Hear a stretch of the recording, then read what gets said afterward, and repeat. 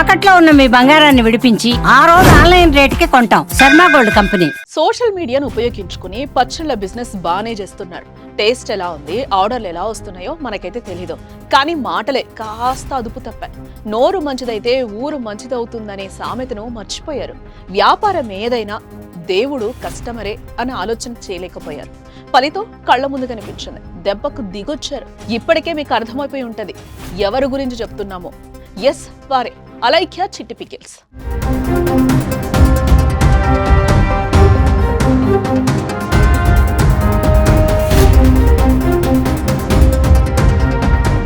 వారు ఏ సందర్భంలో భూత పురాణం చేయాల్సి వచ్చిందన్నది, ఎందుకు భూతులు తిట్టారన్నది వారి విజ్ఞతకే వదిలేసి మనం మాట్లాడటం కంటే ఆ ఇష్యూ నుంచి నేర్పిన గుణపాఠంపై మాట్లాడుకోవాలి. సోషల్ మీడియాను ఫాలో అయ్యే వారికి అలైఖ్య చిట్టి పికిల్స్ గురించి ప్రత్యేకంగా ఏం చెప్పనక్కర్లేదు. ఇన్స్టా, యూట్యూబ్ లో మీరు చాలా ఫేమస్ కదా. రాజమండ్రి కేంద్రంగా పచ్చళ్ల వ్యాపారాన్ని అలైఖ్య చిట్టి పికిల్స్ పేరుతో ఓ యువతి కుటుంబం నిర్వహిస్తోంది. తండ్రి చనిపోయాక అన్ని తానే ముగ్గురు సిస్టర్స్ విజయవంతంగా రన్ చేస్తున్నారు. ఉపాధి కోసం మహిళలు సొంత వ్యాపారం చేయడం తప్పేం కాదు. ఆ విషయంలో మహిళలు ముందుకు రావాలి, నలుగురికి ఆదర్శంగా కూడా నిలవాలి. ఆటుపోట్లను సవాళ్లను ఎదుర్కొని ఓ ముందడుగు వేయాలి. ఇలా ముందడుగు వేసి అలైఖ్య పికిల్స్ ప్రారంభించడాన్ని అభినందించాల్సిందే. ఆ వ్యాపారాన్ని సోషల్ మీడియా ద్వారా విస్తరించిన తెలివికి హ్యాట్స్ ఆఫ్ చెప్పాల్సిందే. ఇందులో నో డౌట్ కూడా. కానీ వ్యాపారంలో కస్టమర్సే దేవుళ్లుగా అని కొటేషన్స్ ఇవ్వడం కాదు, వారితో మర్యాదగా మెలగాలి కదా. ఆ విషయాన్ని చిట్టి పికిల్స్ మర్చిపోయారు. కస్టమర్స్ పై భూత పురాణం అందుకున్నారు. ఏదైనా వ్యాపారం విజయవంతం కావడానికి కస్టమర్ విధేయత కీలకమైన అంశాన్ని మర్చిపోయారు. తమ బ్రాండ్ ఎదగడానికి, అమ్మకాలు పెరగడానికి, పదే పదే కొనుగోళ్లకు తిరిగి రావడానికి కస్టమర్ లాయల్టీ అనేది చాలా ముఖ్యమైన ఆలోచన లేకుండా ప్రవర్తించారు.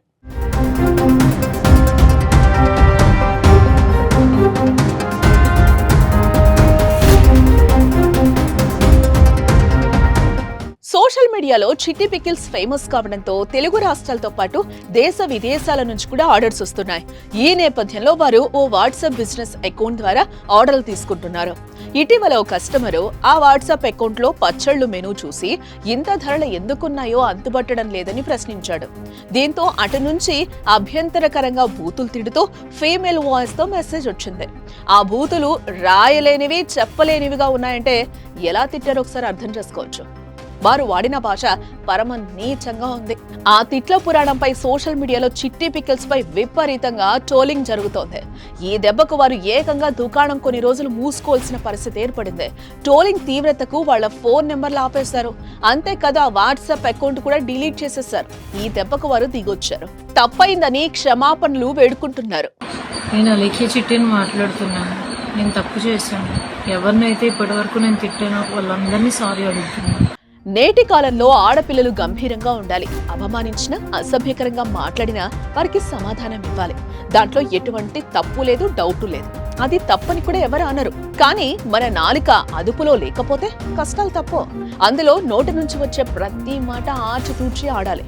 మన మాట తీరులోనే మనలో ఉండే సభ్యత, సంస్కారం బయటపడతాయి. మన మాటల ద్వారానే ఎదుటివారి యొక్క ప్రశంసలను పొందొచ్చు. మన మాట తీరును బట్టి మన వ్యక్తిత్వాన్ని అంచనా వేస్తారు. మన మాటల్లో పదును కాస్త పట్టు తప్పి హద్దు మీరితే అరదండలే. అలైఖ్య చిట్టి పికిల్స్ విషయంలోనే కాదు, ప్రతి వ్యాపారంలో కూడా నోరు అదుపులో ఉండాలి. కస్టమర్స్ లాయల్టీ కనిపించాలి. వారికిచ్చే మర్యాదనే వ్యాపారం విజయానికి నాంది. తెలుగు రాష్ట్రాల్లో చిట్టి పికిల్స్ వివాదం ఏం చెప్తుందో మీరే కామెంట్ చేయండి.